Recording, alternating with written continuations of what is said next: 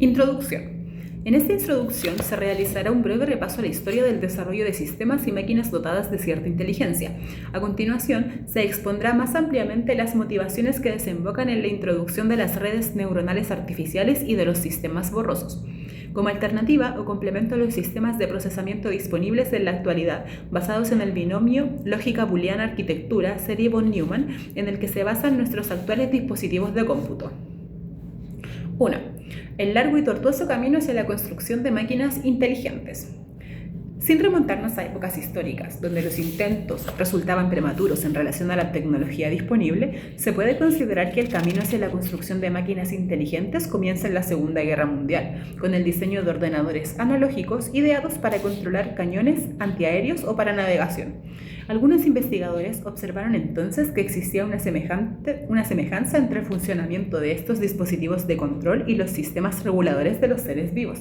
De este modo, combinando las nuevas teorías sobre la realimentación, los avances de la electrónica en la posguerra y los conocimientos disponibles sobre los sistemas nerviosos de los seres vivos, se construyeron máquinas capaces de responder y de aprender como los animales.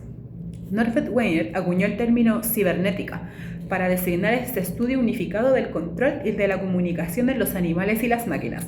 Ejemplos clásicos desarrollados en los años 50 son las tortugas de H. Gray Walter, que exhibían comportamientos sociales, o la bestia de J. Hopkins, que guiada por un sonar y un ojo fotoeléctrico era capaz de encontrar un enchufe para alimentarse. Tras 2 décadas de vigencia, la cibernética clásica alcanzó su declive, coincidiendo con la primera época de auge de las redes neuronales, que surgieron también como un intento de emular estructuras biológicas.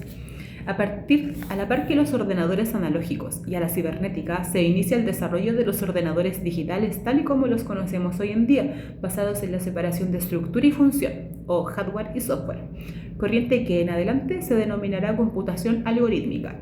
Un hito de la tendencia es el año 1937, cuando Alan Turing emprendió el estudio formal de la computación, para lo que introdujo una máquina ideal conocida como máquina de Turing. En torno a esta fecha comienza la construcción de los primeros ordenadores electrónicos, como el famoso ENIAC, desarrollado bajo los auspicios de ejércitos norteamericanos durante la Segunda Guerra Mundial para la ejecución de cálculos de interés militar. El siguiente paso conceptual importante en esta línea se debe al matemático de origen húngaro John von Neumann, quien en los años 40 concibe una computadora basada en la lógica digital que opera ejecutando una serie, una tras otra, las instrucciones que componen un algoritmo que se codifica en forma de programa, el cual se encuentra almacenado en memoria.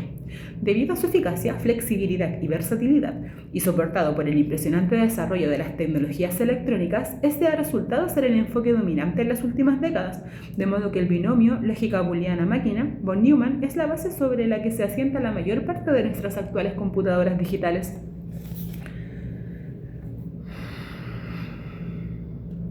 La computación algorítmica se basa, por lo tanto, en resolver cada problema mediante un algoritmo, que se codifica en forma de programa y se almacena en memoria.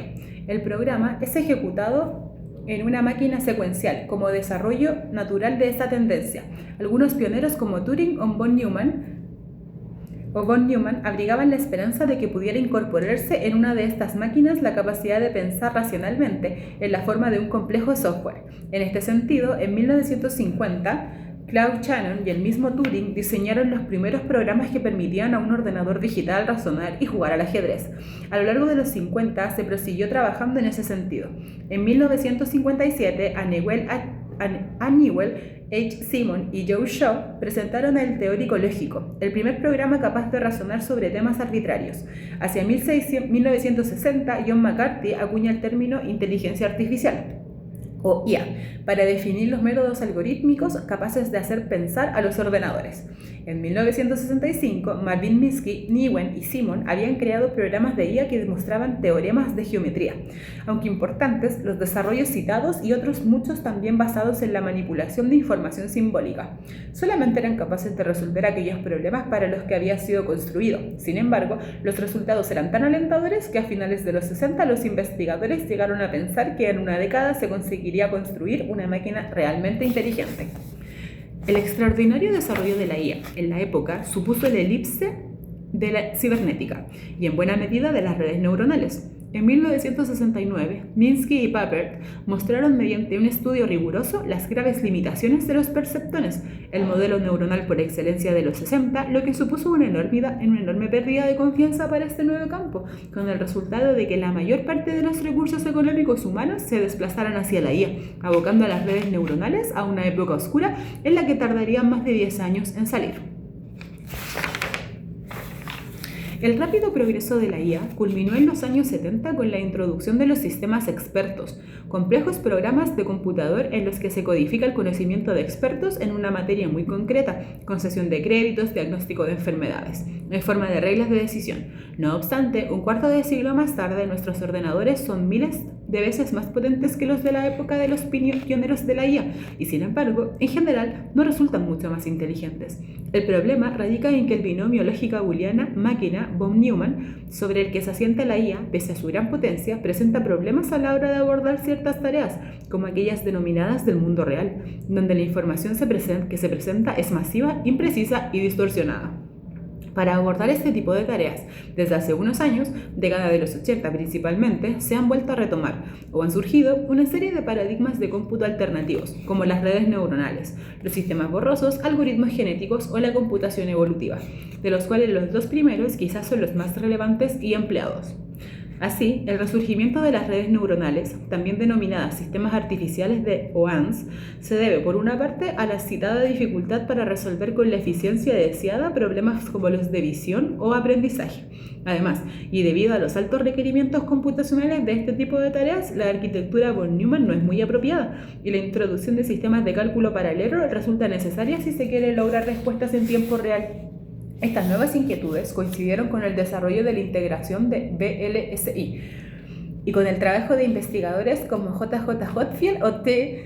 Kujunen. En particular, Hopfield introdujo nuevos e interesantes puntos de vista en los que se combinan las redes neuronales con la integración de modelos de vídeo de spin de la mecánica estadística. Por último, se encontró la forma para entrenar un preceptón multicapa, con lo que se resolvían los problemas atribuidos al preceptón simple y se eliminaban las antiguas objeciones de las ANS.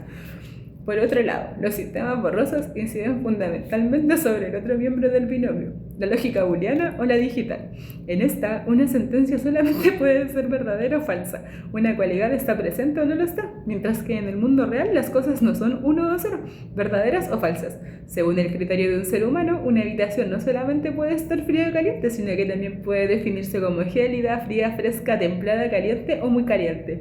Los sistemas borrosos pueden describirse como un tipo de lógica multivaluada, que permite manejar estos conceptos borrosos o difusos, típicos del mundo real, y que emula el tipo de razonamiento de los seres humanos que los seres humanos realizamos en ellos, haciendo uso de sentencias como: si la habitación está muy fría, entonces pon la calefacción al máximo. Podemos decir que mientras las redes neuronales artificiales emulan el hardware del cerebro, los sistemas borrosos se ocupan del lado más software.